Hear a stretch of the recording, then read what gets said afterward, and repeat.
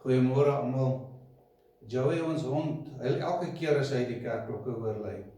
Maar ons het al so gewoond geraak aan die kerkklokke, dat ons dit eintlik nie eers meer hoor nie. Behalwe nou, hier in die Grendeltyd. Sondag as Martha om 9 uur die klokke lui, dan word ons hartseer, want ons verlang na mekaar. Hierdie opnames is 'n poging om te probeer om die gaping te oorbrug, maar eintlik sukkel ons maar. En nou moet ek vanoggend bely, dat dit is vir my moeilik om met net 'n kamera te kan praat. Ek wil graag namens die gemeente 'n paar voorbiddingsname vir julle voorhou. Jan Groenewald, dis klink snaaks, maar Jan is nou negatief getoets, wat beteken hy het gesond geword van die coronavirus, en ons is baie dankbaar daarvoor. Ad Dreyer is in die urologiese hospitaal, en Leon Herbs is nog steeds baie siek. Ons vra dat ons ook in hierdie dag aan hierdie persone dink. Die kers, as ons dit aansteek, dan herinner die kerslig ons telke male daaraan dat God se lig nog altyd meer is as die donkerte wat vrees en pyn in ons lewe indra.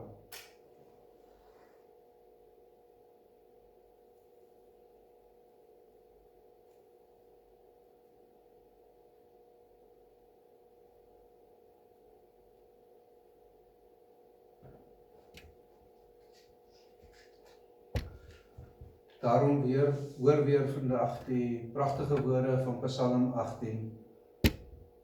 U Here, laat my lamp helder skyn. My God gee lig as dit donker is om my. Met u hulp loop ek 'n oormagstorm. Met my God by my is geen stadsmuur vir my te hoog nie. Amen. En nou, daar waar jy is, mag jy die genade van ons Here Jesus, die liefde van God en die teenwoordigheid van die Heilige Gees intens beleef. Ek wil baie graag vir jou die gebed voorhou, soos ons dit kry in 2 Korintiërs 4. Kom ons bid saam.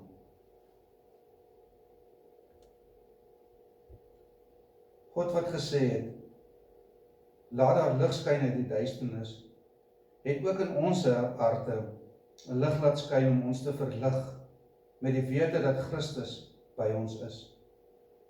En ons wat hierdie skat in ons het, is maar kleipotte wat maklik breek. Die krag wat alles oortref kom dus van God en nie van ons nie. In alles word ons verdruk, maar ons is nie te neergedruk nie.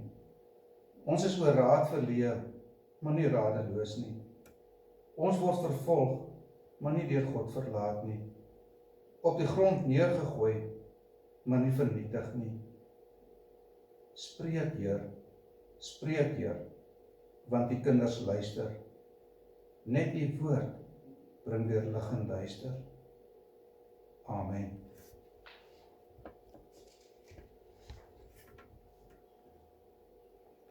Kan jy jou indink? Vryheidsdag en inperking. Dis asof hierdie twee begrippe met mekaar bots, en tog is dit wat ons môre gaan beleef. Die 27ste April, Vryheidsdag, en die 31ste dag van inperking. Is vryheid en inperking twee begrippe wat lynreg teenoor mekaar staan? Of dalk nie? In haar boek Surprised by the Man on the Borrowed Donkey verduidelik Denise Ackerman wat vryheid vir haar beteken. En dan stel sy dit so mooi om te sê, vryheid wat jou en my verras. Vryheid wat kom van die man wat ry op die geleende donkie. Is vryheid wat jou en my bevry. Sodat vryheid nie net vir ons iets is waarvan ons vry geword het van nie, maar ook vryheid wat ons help om vry te geword het vir iets. Daarom is dit dalk goed as ons vanoggend 'n bietjie nadink oor vryheid en inperking. En hoe raak dit ons belewenis van tyd? Ons tema dan is, tyd is wat jy daarvan maak. Ons lees daarvan in Efesiërs 5, as jy saam met my soontoe wil blaai, Efesiërs 5 vanaf vers 15.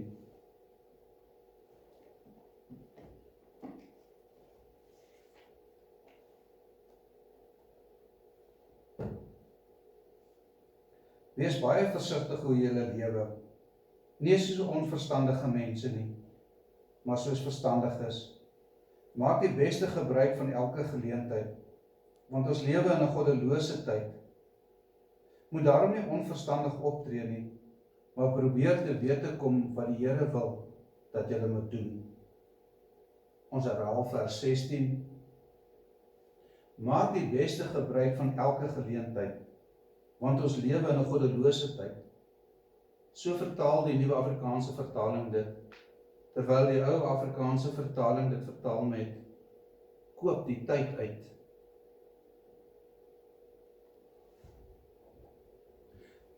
Die een ding, waarvan jy en ek in hierdie Grendeltyd bewus geword het, en dit is dat tyd word nou anders te beleef. Daar's van ons wat skielik meer tyd het, bloot omdat jy nie meer vasgevang sit in die verkeer nie, en jy nou van die huis kan werk. Of miskien omdat jy jou skoolwerk sommer by 'n rekenaar by die huis kan doen, en nie meer skool toe hoef te gaan nie. Daar's van ons wat minder tyd het, bloot omdat ons rolle bygekry het, soos ouers wat nou ook as onderwysers moet optree, of kinders wat ook nou betrokke moet raak by huistake, wat hulle so vanselfsprekend aanvaar, dat ander mense dit vir hulle doen. Tyd is net nie meer dieselfde nie. Nie eers ons vrye tyd nie. Jy kan nie loop waar jy wil nie. Jy kan nie oefen waar jy wil nie. Jy kan nie gaan kuier waar jy wil nie. Tyd is anders. Maar tyd is wat jy daarvan maak. En daarom is dit so mooi om te weet dat die Grieke so slim is, dat hulle 2 woorde vir tyd het. Die een is chronos, wat tyd dan beskryf as die opeenvolging van ure en minute, wat dan daarop ook dui op die dae en die jare wat volg.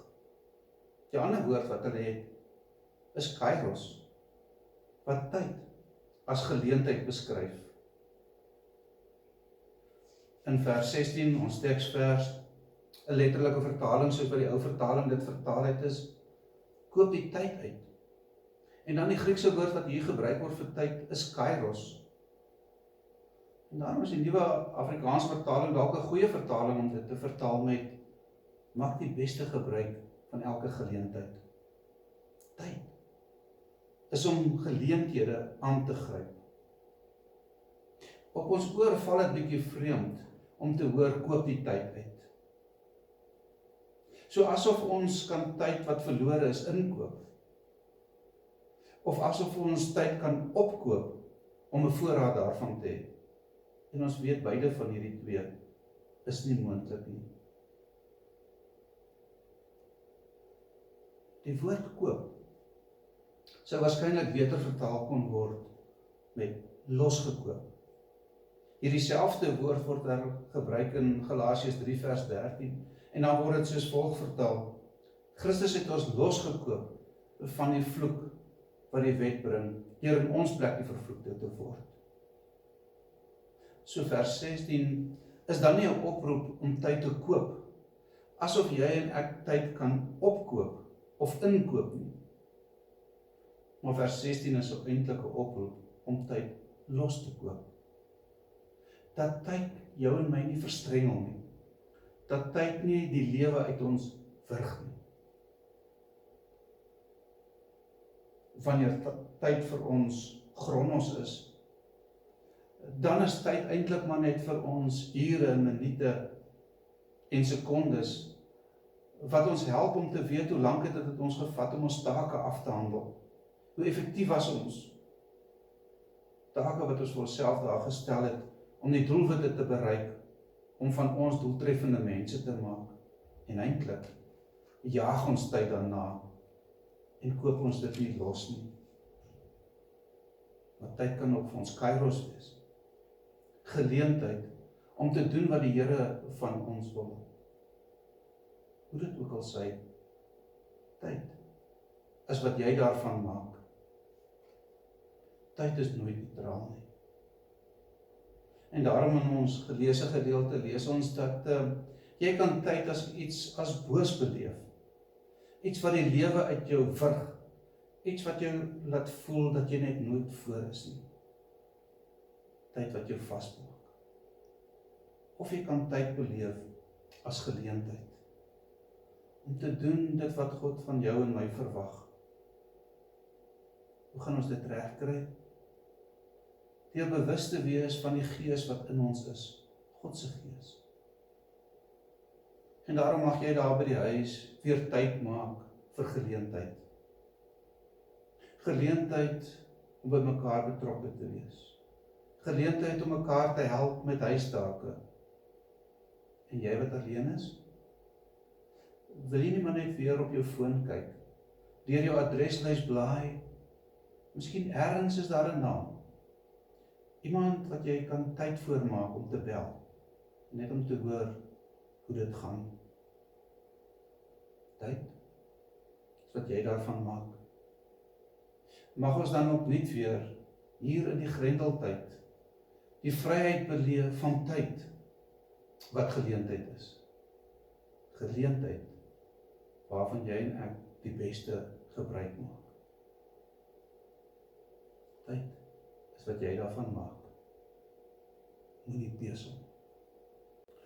Dit sou wonderlik gewees het as ons nou as slotlied saam kon gesing het, lied 528, Leer my u wil, Heer. So jy kan na die tyd, kan jy die lied gaan opsoek en hom miskien sing, of selfs net maar die woorde lees. Ek lees graag vir jou van die woorde. Leer my u wil, Heer, u doel met my. U pottebakker met my die klei.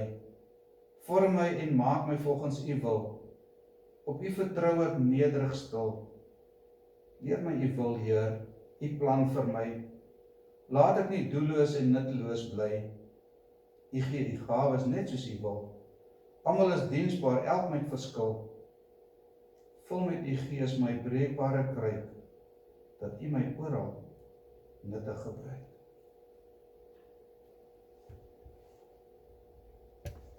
Ons seënbede. Wees stil en weet, God is die Heer. Hy spreek en wind en golwe bedaar. Hy sal ook jou getrou bewaar. Wees stil en weet, God is die Heer. Hy ken jou pyn, jou donkerste nag. Hy is by jou en hy gee jou krag. Wees stil en weet, God is die Heer. Kom bring na hom jou kommer en vrees, en hy sal vir jou 'n toevlug wees. Wees stil en weet, God is die Heer. Bly waak en bid, volhard in geloof. Hy is by jou, soos hy beloof.